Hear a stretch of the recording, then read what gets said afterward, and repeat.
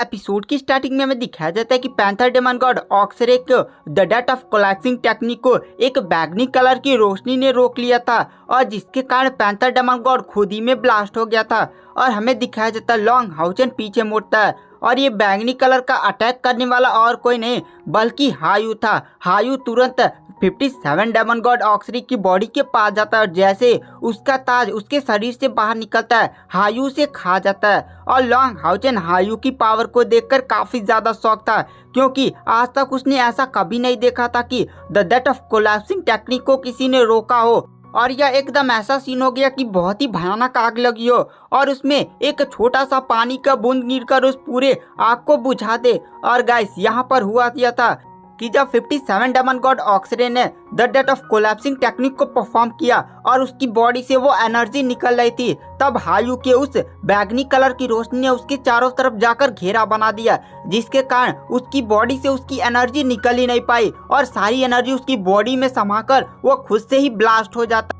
और इस नज़ारे को देखकर लॉन्ग हाउचन के साथी भी काफी ज्यादा शॉक थे क्योंकि उन्हें ऐसा विश्वास ही नहीं हो रहा था जो उनके सामने हुआ था।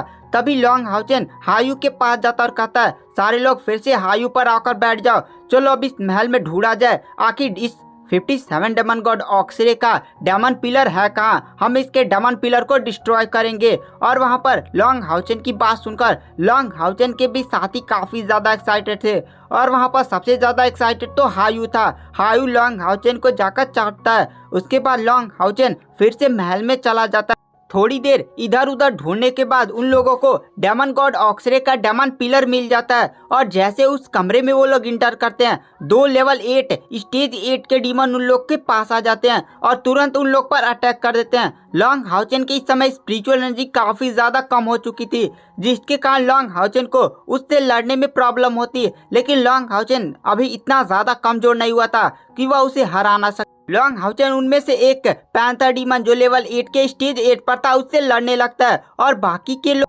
दूसरे पैंथर डीमन से लड़ने लगते हैं, वो भी लेवल 8 के स्टेज 6 पर था। लेकिन लॉन्ग हाउचन की तरफ वो लोग काफी ज्यादा पावरफुल नहीं थे, वो लोग पहले ही 57 डेमन गॉड ऑक्सरे से लड़ कर आ रहे थे जिसके कारण उन लोगों की स्पिरिचुअल एनर्जी काफी ज्यादा कम थी जिसके कारण वो लेवल 8 स्टेज 8 का डीमन उन लोग पर भारी पड़ने लगता है। तभी हमें दिखाया जाता है झांग फांग की तरह जिसकी बॉडी से एक भयानक आभा निकलती है और तुरंत अपनी तलवार को लेकर वो हवा में उड़ने लगता है और वह एक मिस्टीरियस टेक्निक को परफॉर्म करने लगता है और उसकी बॉडी से एक बहुत ही भयानक ऑरा निकलने लगता है। और गाइस इस टेक्निक का नाम मुझे हिंदी में पता है, इंग्लिश में नहीं पता। इसका नाम है परीक्षा का फल और ये जो टेक्निक है वो लेवल 8 के एडवांस स्टेज की कल्टिवेटर की है।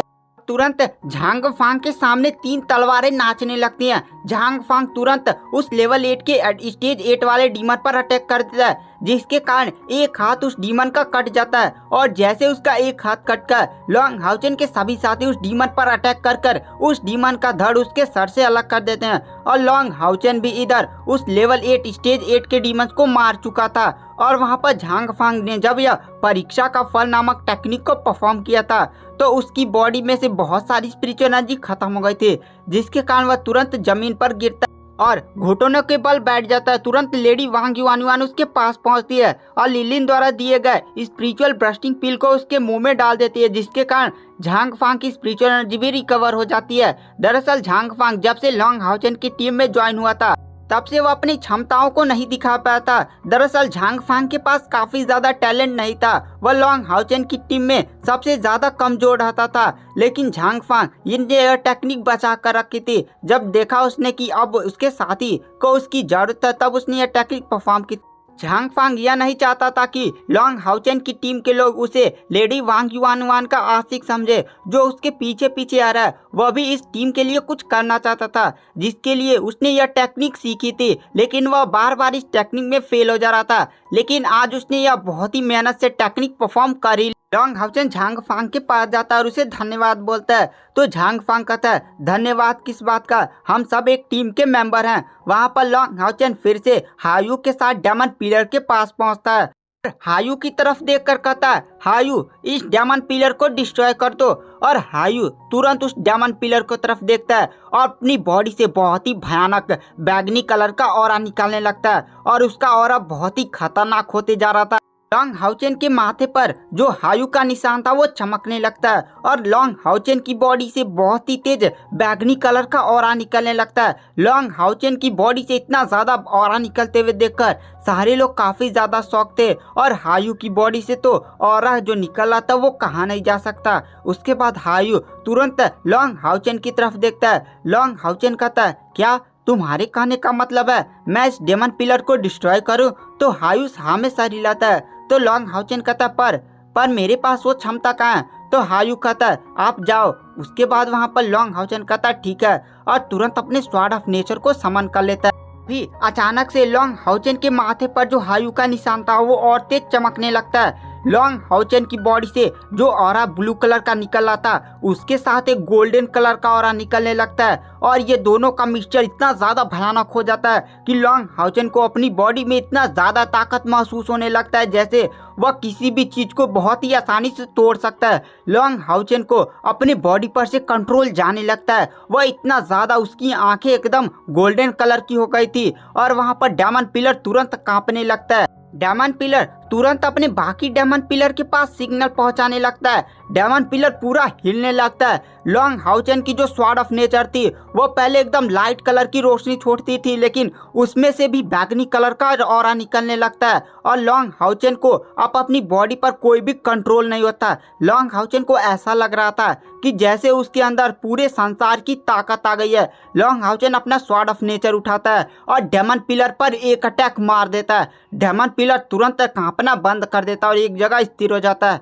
लॉन्ग हाउचेन जैसे अपनी स्वॉर्ड ऑफ नेचर वहां से हटाता है, डेमन पिलर तुरंत टुकड़ों में बदल जाता है और डेमन पिलर की जैसे कुछ शक्तियां लॉन्ग हाउचेन के अंदर समाने लगती हैं। लॉन्ग हाउचेन को कुछ भी समझ में नहीं आ रहा था और तुरंत जब डेमन पिलर टूटता है तो लॉन्ग हाउचेन बेहोश होकर जमीन पर गिरने लगता है। बीस्ट पार्टनर हायू तुरंत लॉन्ग हाउचेन के पास जाता है और उसे अपने मुंह से पकड़कर अपने पीठ पर रख लेता है। लॉन्ग हाउचेन की बॉडी से अभी भी धीमे धीमे वो बैगनी कलर की रोशनी निकल रही थी। लॉन्ग हाउचेन बेहोश हो गया था लेकिन उसके हाथ से स्वॉर्ड ऑफ नेचर छूटी नहीं थी।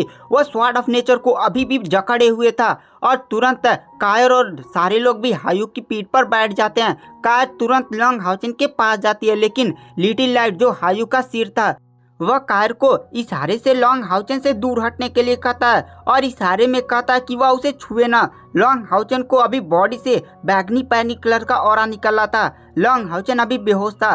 तुरंत जो हायू होता है वह सीधे लॉन्ग हाउचेन और उसकी टीम को लेकर उड़ता हुआ एक पहाड़ पर चला जाता है और वहां पर जो हायू होता है वह लॉन्ग हाउचेन को जमीन पर उतार देता है और उसके चारों तरफ गोल गोल घूमने लगता है जैसे हायू को कुछ बहुत ही अजीब सा महसूस हो रहा था। लॉन्ग हाउचेन थोड़ी देर 2 घंटे के बाद उठता है और अपने आप को देखकर कहता है आखिर मुझे हुआ क्या था।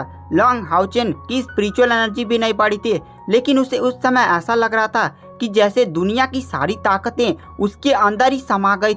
लॉन्ग हाउचेन हायू की तरफ देखता है। हायू से जाकर पूछता है कि आखिर मैं हूँ कौन। वहाँ पर जो हायू होता है वह उसे कुछ नहीं बताता। दरअसल लॉन्ग हाउचेन ने हायू से कई बार उसके जाति और वह क्या है उसके बारे में पूछा था लेकिन हायू ने हमेशा उसे दयनीय चेहरा दिखा दिया था जिसके कारण लॉन्ग हाउचेन कभी भी हायू से कुछ नहीं पूछता है। लॉन्ग हाउचेन हायू से पूछता है हायू एक बार तो बताओ आखिर तुम हो कौन, कुछ तो बताओ। तो गाइस क्या हायू लॉन्ग हाउचेन को अपनी सच्चाई बताएगा या नहीं, ये सब जानने के लिए आपको नेक्स्ट एपिसोड का वेट करना पड़ेगा। Thank you, bye bye.